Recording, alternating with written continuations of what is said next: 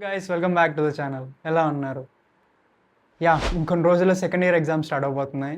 I know the condition of the people over there. ముఖ్యంగా మా జూనియర్స్ని చూస్తున్నాను. They are spending hours and hours in the reading hall. And second year deserves it. ఎందుకంటే చాలా bulk subjects ఉంటాయి. Pathology నువ్వు ఏ book తీసుకున్నది ఎంత ఉంటుంది. ఫార్మకాలజీ కేడి త్రిపాఠి గురించి చెప్పాల్సిన అవసరమే లేదు. అండ్ ఎంతో గుర్తుపెట్టుకోవాలి. ఏవేవో డ్రగ్స్ అంటాడు, ఏవో అంటాడు. I can understand you guys. So ఈ యొక్క మీ యొక్క స్ట్రగుల్ని కొద్దిగా సింప్లిఫై చేయడానికి అండ్ దాన్ని ఇంకా ఎన్హాన్స్ చేయడానికి నేను ఇప్పుడు చెప్పే టిప్స్ చాలా హెల్ప్ అవుతాయి. ఎందుకంటే అవి నాకు చాలా హెల్ప్ అయ్యాయి. ఎలా అంటే I was able to secure 81% in my second year MBBS. ఈ స్టెప్స్ అండ్ ఈ టిప్స్ నాకు చాలా హెల్ప్ అయ్యాయి. అండ్ ఇవన్నీ various techniques that worked out for me and they will definitely work out for you also. So ఇంకేమాత్రం ఆలస్యం చేయకుండా let's get to the point. Start with pharmacology. నేను చెప్పే ఈ 5 పాయింట్స్ మీరు ఫార్మకాలజీలో ఫాలో అయితే మీరు మీ ఎగ్జామ్కి ఏం భయపడాల్సిన అవసరం లేదు. Let's get started. First point, try to diagrams for your concepts. మీరు చెప్పే ప్రతి కాన్సెప్ట్ని ఒక డయాగ్రామ్లో పెట్టడానికి చూడండి. దానివల్ల మీకు టైం సేవ్ అవుతుంది. ఎగ్జామినర్కి నీకు కాన్సెప్ట్ వచ్చు అని అర్థమవుతుంది. మీరు అడగచ్చు, ఇదేమన్నా ప్యాథాలజీ సార్, బొమ్మలు ఎక్కడి నుంచి వస్తాయి ఫార్మకాలజీలో అని చెప్పి. నేను చెప్తా చూడండి. బయోఅవైలబిలిటీ క్వశ్చన్ చూసుకోండి. బయోఅవైలబిలిటీ క్వశ్చన్కి మీరు నీట్గా డెఫినేషన్ రాస్తారు, very good. And me points ఏమున్నాయో అవి పెడతారు, that is also good. But ఆ పాయింట్స్ని పెట్టే ఇదిలో దాన్ని మనం కాన్సెప్ట్ని చెప్పాలంటే you can draw the digestive system tract. Oral cavity నుంచి ఒక పిల్ తీసుకున్నాడు ఒక పర్సన్, అది ఓరల్ క్యావిటీ నుంచి ఈసోఫాగస్కి వెళ్ళింది, ఆ తర్వాత పోర్టల్ వెయిన్ సిస్టమ్స్ ద్వారా లివర్కి వెళ్ళింది. ఇలా లివర్లో ఆ బయోఅవైలబిలిటీ కాన్సెప్ట్ గురించి చెప్పి ఐవి బ్లడ్ వెజల్ ఒకటి గీసి ఐవి డ్రగ్ ఇచ్చినట్టు ఇంజెక్షన్ చూపించారనుకోండి, ఐవీలో 100% ఎందుకు ఉంటుందని డైరెక్ట్గా బ్లడ్ వెజల్కి వెళ్తుంది కాబట్టి అని చెప్పచ్చు. ఇలా చెప్పారంటే ఆబ్వియస్లీ ఎగ్జామినర్ ఫస్ట్ సైట్లోనే మీకు దానికి 3 మార్క్స్ వేయాల్సి ఉంటే 4 మార్క్స్ వేస్తాడు. మీకు టైము సేవ్ అవుతుంది, మీకు మార్క్స్ ఎక్కువ పడతాయి. It's an hack, follow it. Second point, know the examples for your concepts. మీరు ఎన్ని ఎక్కువ ఎగ్జాంపుల్స్ మీ కాన్సెప్ట్స్కి తెలుసుకోగలిగితే, అది మీరు రాయగలిగితే ఎగ్జామ్లో ఆబ్వియస్లీ మీకు ఎక్కువ మార్కులు పడతాయి. And write that example when you're confident with black pen. If you're writing, మనం మొత్తం ఎగ్జామ్ని బ్లూ పెన్తో రాస్తాం. మీకు ఆ ఎగ్జాంపుల్ కాన్ఫిడెంట్గా తెలిసినప్పుడు let the examiner know it. So అలా ఈ పాయింట్స్ మీద మీరు ఎక్కువ చదవాలి, ఈ పాయింట్స్ని మీరు ఎక్కువ ఫోకస్ చేయాలి. I think your at the end of your preparation. ఇంకో నెల అంత తక్కువ టైం ఉంది మీకు. సో ఇప్పుడు మీకు ఎగ్జామ్లో ఎలా రాయాలన్నదే చాలా ఇంపార్టెంట్. ఎగ్జామ్లో ఎలా రాయాలి అన్న దాన్ని బట్టే మీరు చదవాలి కూడా ఒక్క మంత్లో. సో సెకండ్ పాయింట్ అదే. Third point, never neglect graphs. Yes, especially in general pharmacology ఎన్నో గ్రాఫ్స్ ఉంటాయి మీరు గీయడానికి, ఇల్యూస్ట్రేటివ్ డయాగ్రామ్స్ ఉంటాయి. వాటిని ఎటువంటి పరిస్థితుల్లో నెగ్లెక్ట్ చేయకండి. ఎందుకంటే ఒక గ్రాఫ్ నువ్వు పెట్టామంటే నీ కాన్సెప్ట్ ఎంతో స్ట్రాంగ్ ఉందని అర్థం. సో అలా చేయగలిగినప్పుడు ఆబ్వియస్లీ ఎగ్జామినర్కి నీకు మార్కులు ఇవ్వాలనే ఉంటుంది. ఎందుకంటే ఎవరు గ్రాఫ్ వేయాలనుకోరు, నువ్వు వేస్తున్నావు. ఎస్పెషల్లీ ఆఫ్ లైఫ్ దగ్గర కానివ్వండి, ఈ బయోఅవైలబిలిటీ డయాగ్రామ్స్ దగ్గర కానివ్వండి, అడ్రినలిన్ ఒక కాన్సెప్ట్స్ దగ్గర కానివ్వండి, try to draw the graphs. Okay, that will help you through practicals and that will help you through theory exam also. So that makes your answer sheet much more strong. And fourth point వచ్చేసి never neglect classifications. If you neglect your classifications, you will definitely lose marks.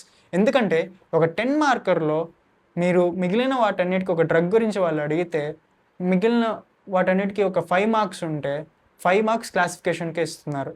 So classifications ఎటువంటి పరిస్థితుల్లో neglect చేయకండి, రిపీటెడ్గా practice చేయండి. And మీరు అడగచ్చు, sir classifications as it is దింపాలా అని. లేదు, you can make your own classifications that are convenient for you. But try to put every important point, important drug in that classification. Okay, that is very important. And ఎందుకు ఇది important అంటే పొరపాటున మీకు 5 మార్కర్స్లో ఏదైనా add drug ఇచ్చారనుకో, మీరు ఎప్పుడు వినండి, మీరు అది పక్కా క్లాసిఫికేషన్లో చదువుంటారు. సో మీకు అది ఏ లెసను, ఏ క్లాసిఫికేషన్ కిందకో తెలుసుంటే ఆ రిలేటెడ్ డ్రగ్స్, ప్రోటోకాల్ డ్రగ్స్ ఉంటాయి కదా, వాటిని బట్టి మిగిలిన ఆన్సర్ రాసుకోవచ్చు. అక్కడ కూడా మీకు అదొక సేవియర్లా పనిచేస్తుంది. సో క్లాసిఫికేషన్స్ని 5 times 10 times అయినా ప్రాక్టీస్ చేయాల్సిందే. So that's very important. And fifth point వచ్చేసి ఎంసీక్యూస్. ఎంసీక్యూస్ అనేవి కేడీ త్రిపాఠి ఎంసీక్యూ బుక్ ఉంటుంది. Try to do it if possible. రోజుకో 10 క్వశ్చన్స్ చేసినా there are many questions in it. I'm not suggesting you to do everything, but try to do it and discuss drugs with your friends at this time. ఖాళీగా ఉండే టైంలో పక్కా మీరు డ్రగ్స్ని మీ ఫ్రెండ్స్తో discuss చేసుకోవాలి. మీరు mechanism of యాక్షన్కి బొమ్మలు గీస్తారు, మీకు అర్థమవుతుంది.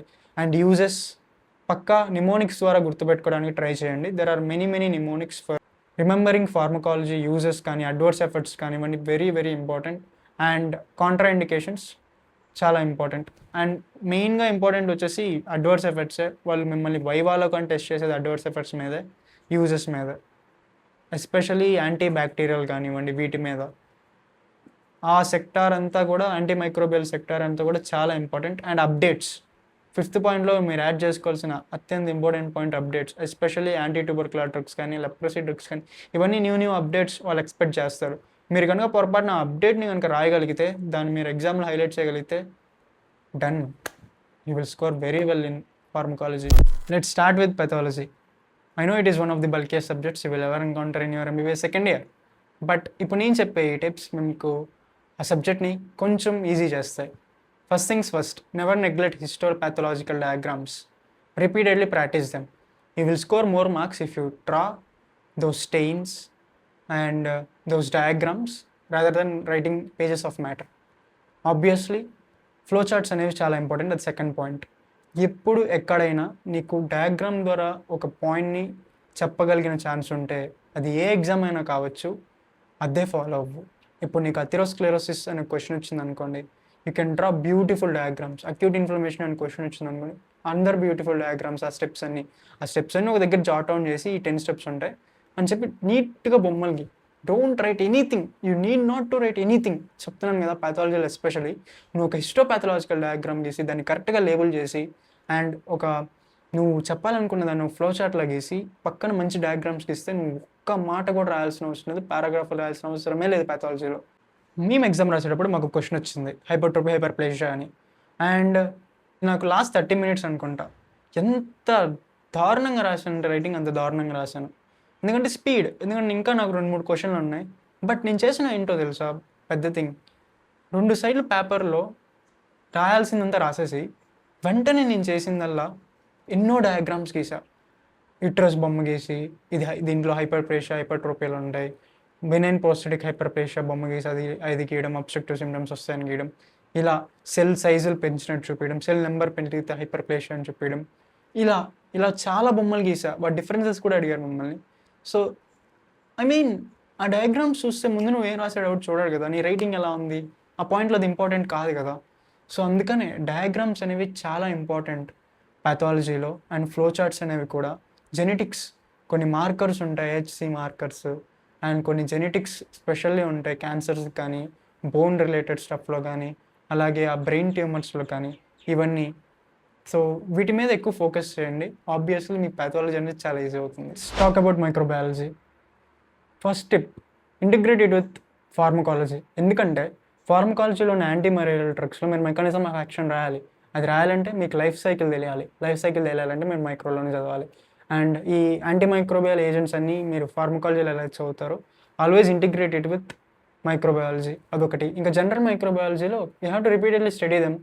And especially in Apurva Shastri there will be a box. ఆ బాక్స్ అనేది చాలా ఇంపార్టెంట్.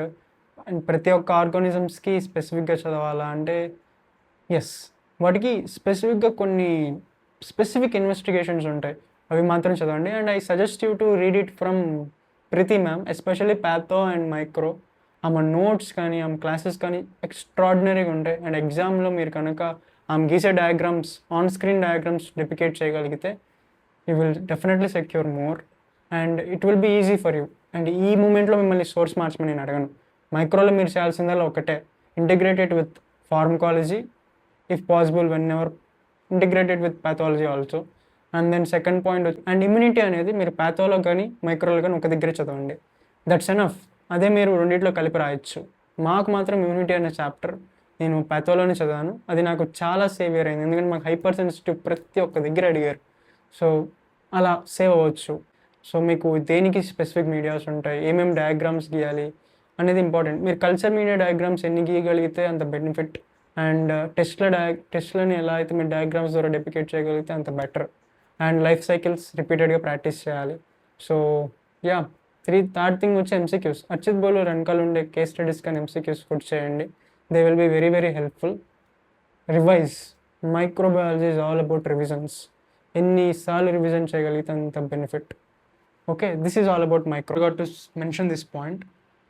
పెథాలజీలో కానీ మైక్రోలో కానీ స్కోర్స్ అండ్ క్రైటీరియాస్ ఈ బోత్ అనేవి చాలా ఇంపార్టెంట్. ఎస్పెషల్లీ ఫైనల్ ఇయర్లో చాలా ఫ్రీక్వెంట్గా అడుగుతున్నాను. మా గైనీ పేపర్లో చాలానే అడిగారు అలా. సో మిమ్మల్ని కూడా అడిగే ఛాన్సెస్ ఎక్కువ ఉన్నాయి, ఎందుకంటే స్టాండర్డ్స్ పెరిగాయి కాబట్టి. So don't neglect them.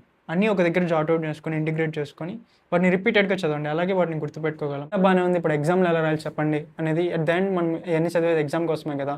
So 2 points, diagrams and flow charts are the saviour in MBBS second year. మీరు ఎన్ని డయాగ్రామ్స్ గీస్తే, ఎన్ని ఫ్లో చార్ట్స్ పెట్టగలిగితే, ఎన్ని క్లాసిఫికేషన్స్లా గీయగలిగితే అంత ఎక్కువ మార్క్స్ వస్తాయి నీకు. అంతే, అదే నేను ఫాలో అయింది, నాకు వర్కౌట్ అయింది కూడా. అండ్ ఇంకా ప్రాక్టికల్స్ కంటారా, దట్స్ ఏ సపరేట్ సెక్టార్. మీరు థియరీలో ఎంత స్ట్రాంగ్ ఉంటే ప్రాక్టికల్స్లో అంత స్ట్రాంగ్ ఉంటారు. And that's all for this video guys. Consider subscribing the channel. Signing off, this is Dr. Nagavishnu Kaushik Chiruvalla. Bye.